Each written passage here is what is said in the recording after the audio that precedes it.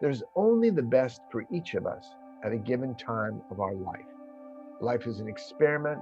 We have to find out what works for us. So that's why I don't recommend this or that as being the best, but I know what's best for me. That's what we need to trust our inner knowing and find our own way, not follow someone else's. Thank you for being here. That is so incredible. So I have this book here. It was so weird way how I got this book. We were walking, just our family, and there was this book box and there were some books inside. And I opened the book box, like maybe you have them. We have them here in Brooklyn too. Yeah. And so I just opened and this book kind of jumped on me. And I was like, I'm taking this book. And my husband and son, they were asking, but how do you know that you can take that book? And I said, okay, I just will borrow. I believe I will never put this back. I have to buy a new book because like I'm highlighting and I'm the one who writes in the books. Those are my favorite kind of books that are well used and written on, yes. How many books have you written? 17 so far, and I just finished what may be my final book, a memoir, the first one that's entirely true. So I appreciate your sharing. There's an old saying, I'm not particularly religious, but there's a saying that God invented men and women because God loves stories. And each of us has our own story. Our story is our treasure because there's not a single story on the planet exactly like ours. And so I think this is wonderful to share stories together, which is what I've been doing. Now, Way of the Peaceful Warrior, my best known book, which they turned into the movie in 2006. That book was semi-autobiographical. It had magical or fictional elements woven in to a basically true story. So it mixed fiction and fact. I don't know what they call that nowadays, magical realism or that sort of thing. But I was moved to just share what I had learned over decades, working with 4 primary mentors. And I will write about those in the new book that I just completed and I'm sending off to my agent. So as far as the particular book you discovered, one of 17, it's called The Life You Were Born to Live, as people saw. And that book came to me through one of those 4 mentors. And then there's a story behind it, but it's in the book. And by the way, there's a new edition of the book, because in the book you have, there are 37 different life paths. But in the new edition, there are 45.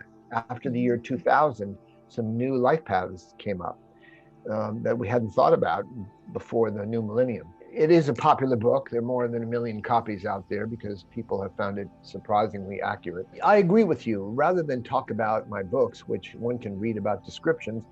Now, I will say this, any listener can go to my website, peacefulwarrior.com, and they'll see right in front of them when they first go there, a life purpose calculator. And it's free. And if they just put in their date of birth, they can get a sample, a taste of information about their life path, which they might find interesting.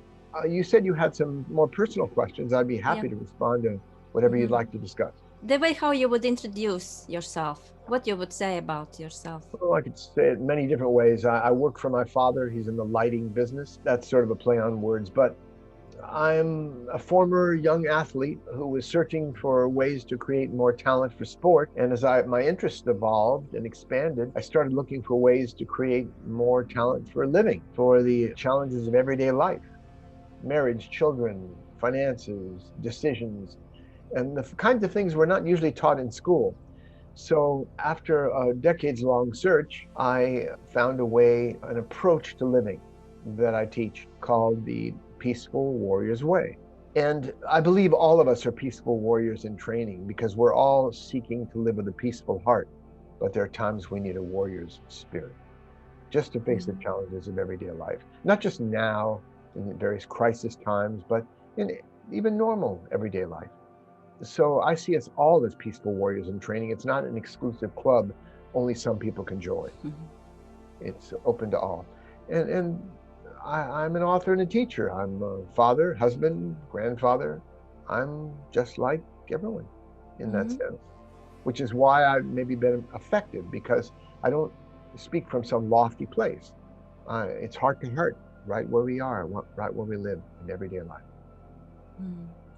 Thank you. When you write your book, do you work with your solely intuition, or do you contact with someone, what someone would call spirit guides or whatever? What is that side of writing?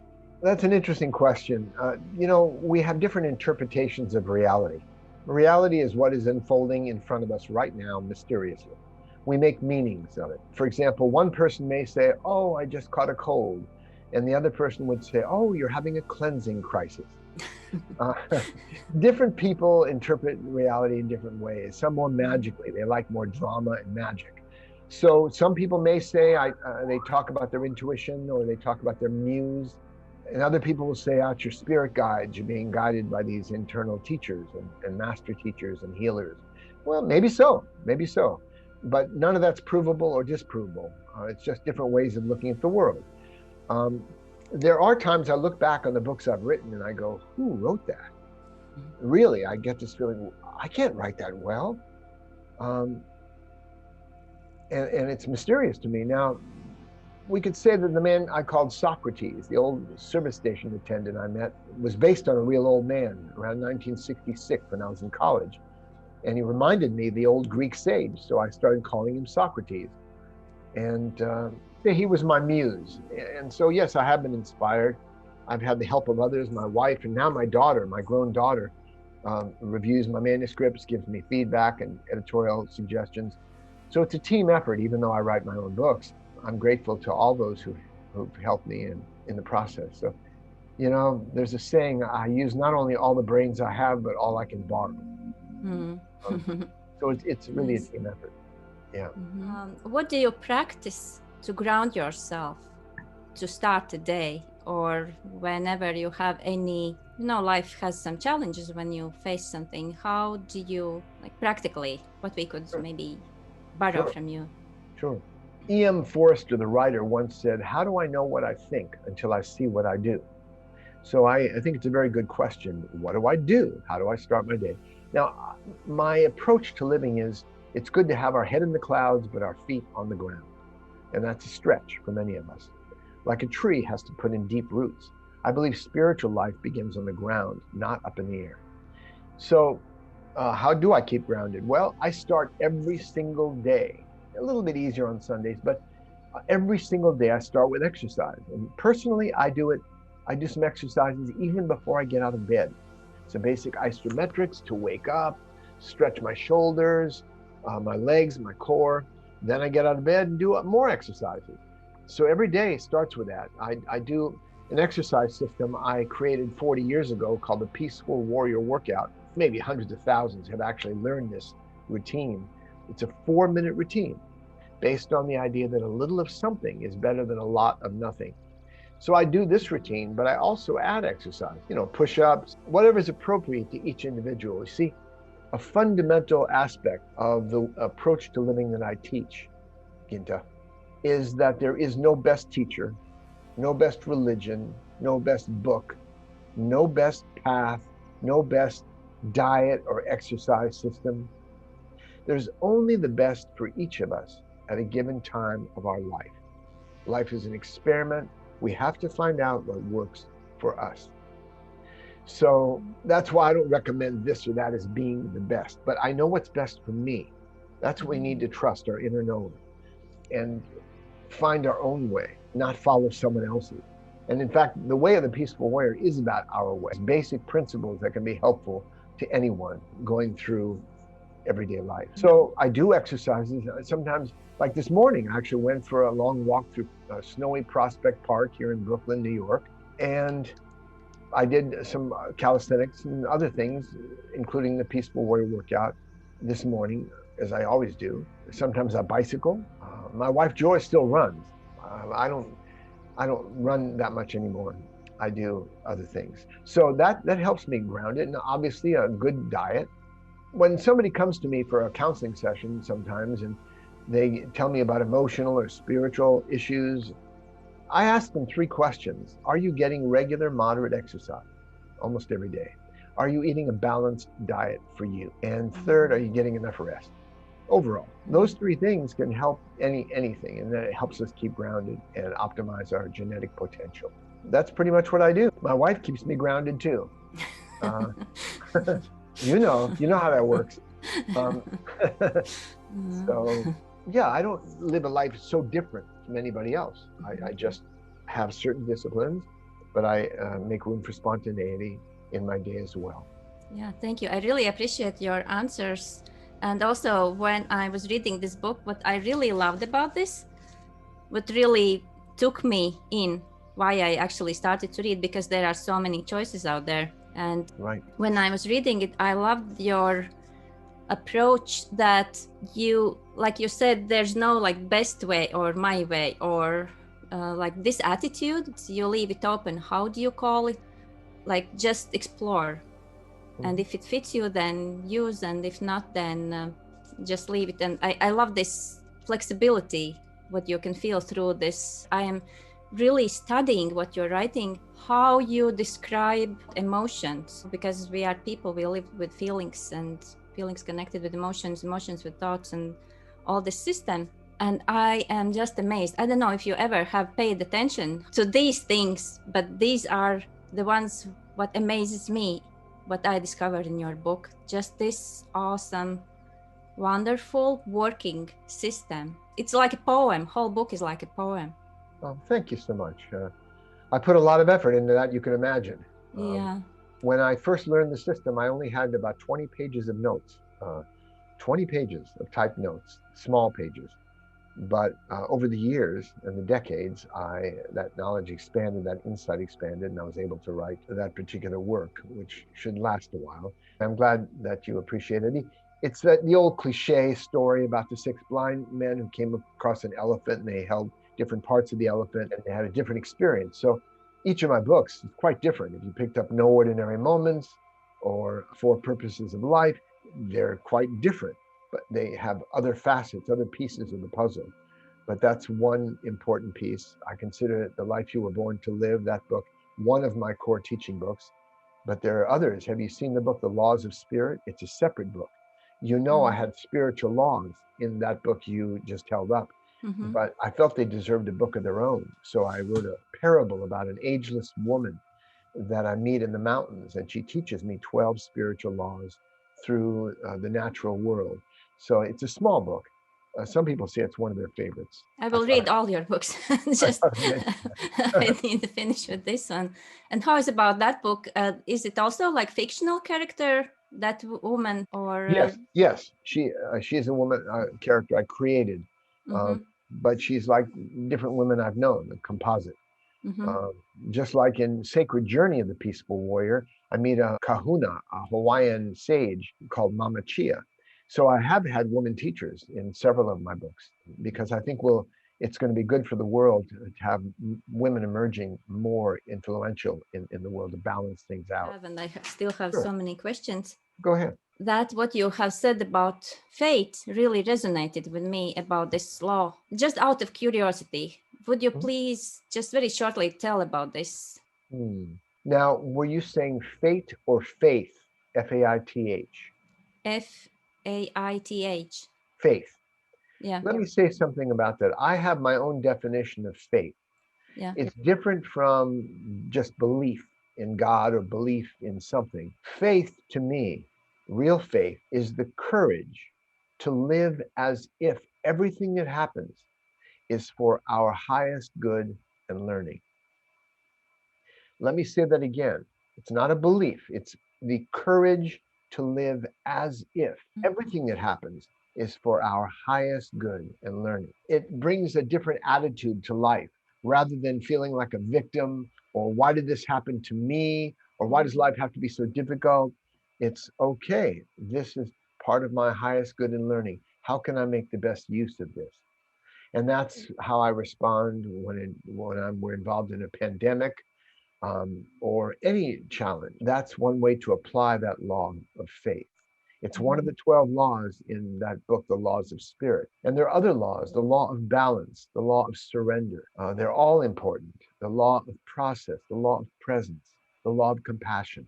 And these are living principles we can apply. And the more we align our lives with these laws, the smoother life goes. We stop fighting the current of life. We start flowing with the current. So that's how I can respond to that comment. To summarize it, there's a story about an acquaintance of mine, Houston Smith, who wrote a book called World Religions. A very wise man. He's still alive, but he's quite old now. He had a friend named Aldous Huxley, and Huxley was quite a famous writer. He wrote a book called Brave New World and other books. But more than that, as much as any Westerner of his time, he had explored the world, the global heritage of spiritual traditions. He went to Africa and worked with the Sangomas. He worked with the Zen people, the Sufis, the Christian mystics, the wise of every culture, the Kabbalists in the Hebrew tradition. And he was in hospice care near death, and his friend Houston Smith visited him and said, "This may be a challenging question, but is there any way for you to express or to summarize all that you've learned in these studies worldwide?" And Professor Huxley looked at his friend and said, "I'm a little embarrassed to say that I can summarize it all in about 6 words. Try to be a little kinder." And that maybe is a good summary approach. It takes wisdom to know how to be kind, in what form that should take. Sometimes it's tough love. Sometimes it's being very honest. Sometimes it's showing compassion.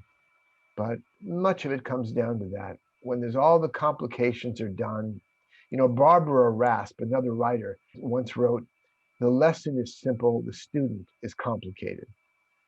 We tend to complicate everything. Sex, food, money, it all gets very complicated. You mentioned emotions. Now, I value emotions tremendously. We can learn a lot from our emotions, but emotional impulses are not meant to run our lives. And my more recent thinking is that we have less control over what emotions pass through us, like the weather. We have less control by our will over what thoughts pop into our awareness. We don't have a spam filter. We don't say, "I think I'll think this thought next."